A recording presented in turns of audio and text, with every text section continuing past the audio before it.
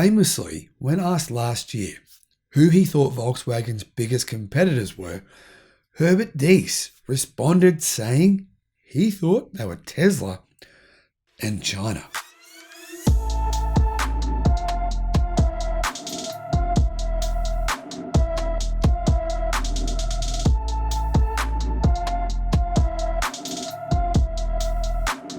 Hello, my friends. Welcome to the Electric Viking. My name is Sam Evans. Great to have you. Thank you for subscribing to the channel. There's been so many new subscribers. It's fantastic to see.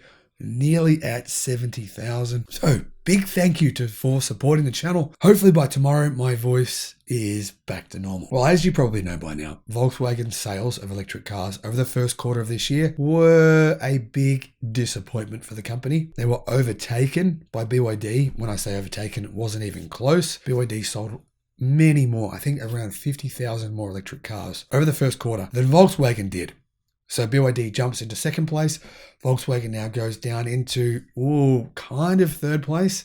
Tight race. You could technically say SAIC now build more electric cars than Volkswagen. Depends on how you look at it. And now in a large Volkswagen Group board meeting in Berlin, Volkswagen Group CEO Herbert Diess has said that Volkswagen's main competitors now are, well, of course, Tesla, NIO, XPeng, BYD, and even CATL. Now, this admission, according to carnewschina.com, came during an April 20th meeting to discuss Volkswagen's new auto strategy. It aims to turn Volkswagen and its subsidiaries into a global force across the fields of car manufacturing, mechatronics, software, batteries and charging, and mobility solutions. Amongst the leading automotive brands that Volkswagen sees on its radar, Chinese brands, NIO, BYD, and XPeng loom large alongside EV market leader Tesla, rising star Hyundai, and global giant Stellantis. The other thing to remember,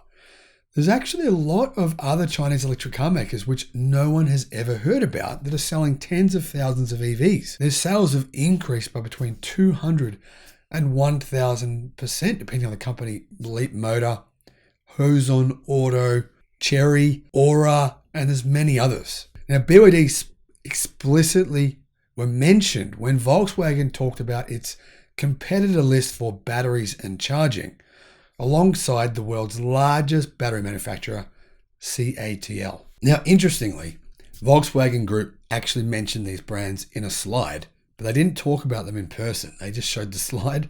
They kind of jumped over explicitly mentioning those companies' names.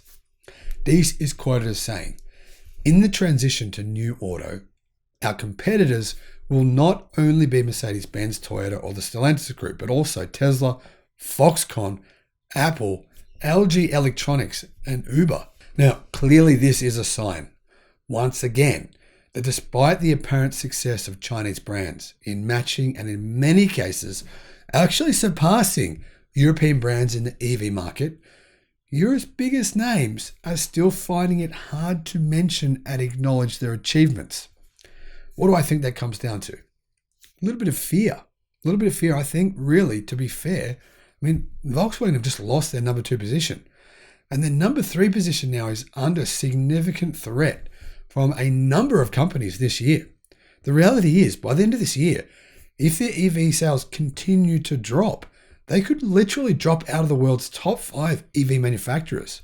That would be disastrous for the company. In China, Volkswagen's ID brand had a tough time in their first full year. CarNewsChina.com says that Volkswagen predicted sales of 80 to 100,000, but fell well short, achieving only 70,000. That might not sound like much to you, right? You might say, "Oh, big deal, whatever, who cares?" That's not a big difference, but it is in context. The context is the Chinese electric vehicle market is surging at an incredible rate. If you look at vehicle sales for other car companies in China, particularly Chinese car companies and Tesla, their electric vehicle sales are going through the roof.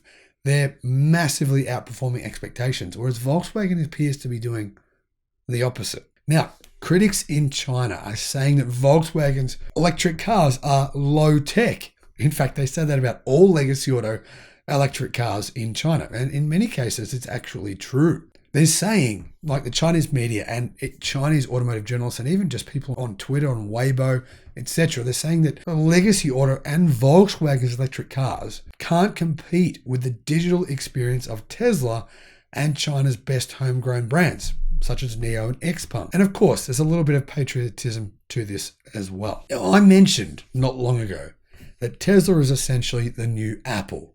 It's the Apple of the electric car world, right? Samsung represents the Chinese electric car brands, BYD, for example, and the auto market is represented by Ericsson, BlackBerry, and Nokia. Those are the incumbents which are currently being disrupted.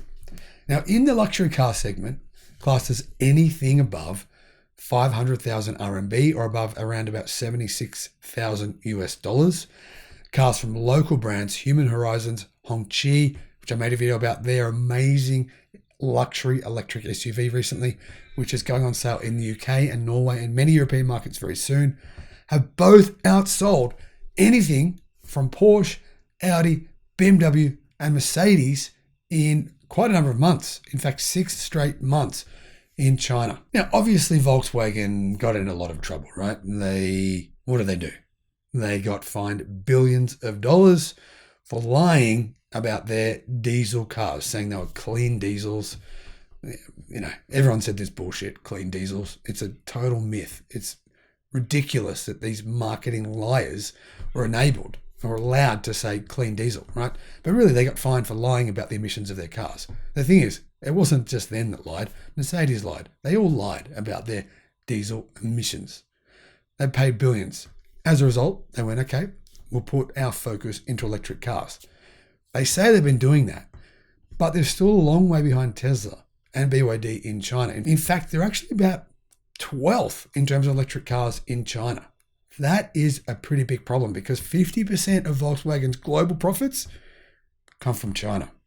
Yeah. Now, let's have a look at some context here, right? Volkswagen sold 71,000 electric cars in China in 2021. Tesla sold 310,000. BYD sold 286,000. That includes plug-in hybrids. And even if Volkswagen hit this year's target of 150,000, they'll still be way behind BYD, who are now selling 50,000 or more electric vehicles per month in China. Now, even Audi, one of the more proactive brands on the EV front in China, are way behind NIO, for example, in the first quarter of 2022. They've sold 24,000 vehicles compared to NIO's 25,800. But of course, of those 24,200, many of them were petrol cars, which really represent the old analog past, not the digital future. Clearly, catching up to BYD or Tesla is not only a mountain of a task, it's really, let's be frank, it's impossible and it won't happen in China. Now, the reality is Volkswagen is a massive tanker. It's like a huge ship, enormous ship, right? Turning that thing around, that takes a lot of time. Companies like BYD and Tesla, NIO, XPeng, NIDA, Hoson, Zeekr, these smaller companies, much easier to pivot, much easier to make quick, fast decisions to move where you need to go. For example, look at the pivot Tesla has made when it comes to using LFP batteries. More than 50% of the cars that they sold and delivered in the first quarter of this year used LFP batteries, so they weren't affected by the nickel crisis. The cost of nickel has gone crazy. In addition to that, what did Tesla do when it came to semiconductor chips, right? They've worked out ways to get around this issue. The same exact thing, by the way, has been done by a number of Chinese EV companies, which is why their sales are going up through the roof and the sales of legacy automotive cars are going down. Now, Volkswagen clearly has not been able to do that. They've struggled with technology and software. What's Volkswagen's solution? It's pretty long term. They've founded CARIAD or CARIAD, an automotive software company. Their role is to build the leading tech stack for the automotive industry. Will that happen? Maybe, but not for a long time. Now, supporting this new company called CARIAD was one of the primary purposes of the event in Berlin, which they held a couple of days ago, where they outlined their competition. Consensus was sought on promoting and developing the company, establishing a new guidance model for the group, and promoting business in China. Now, I understand them holding this event But the reality is companies like Tesla and these Chinese EV companies, they're not holding these massive events regularly. They're just getting on with things and making decisions quickly. Now, currently, CATL is bringing hundreds of people on board in China to its software division. Volkswagen also recently held a hardware procurement event for Chinese suppliers who will help build the next wave of Volkswagen Group EVs on the SSP scalable system platform, equipped with CATL E3 2.0 software. Production will begin on these vehicles in Europe and North America in 2025. The challenge here is, how much of Volkswagen's market will have been already taken away from them over the next 3 years between now and 2025? Now, we know Volkswagen has a huge factory that will come online to build EVs by the end of 2025, but clearly they won't be a global automotive powerhouse in the way they are now in the end of 2025, because they're being disrupted at a rapid rate, losing sales globally very, very quickly. Now, with 99,000 purely electric vehicles sold by Volkswagen Group in Q1 2022, well, you'd be forgiven for being confused and thinking, what are you talking about, Viking? I mean, Volkswagen's electric car sales are up 65% year on year. Well, they're actually also down versus the last 3 quarters. And that's a big problem because their competitors are scaling rapidly now, not in 2026, now, today. Like I said earlier, legacy auto represents the old way. It's being disrupted. It's happening now before our very eyes. Thanks for watching. Bye-bye.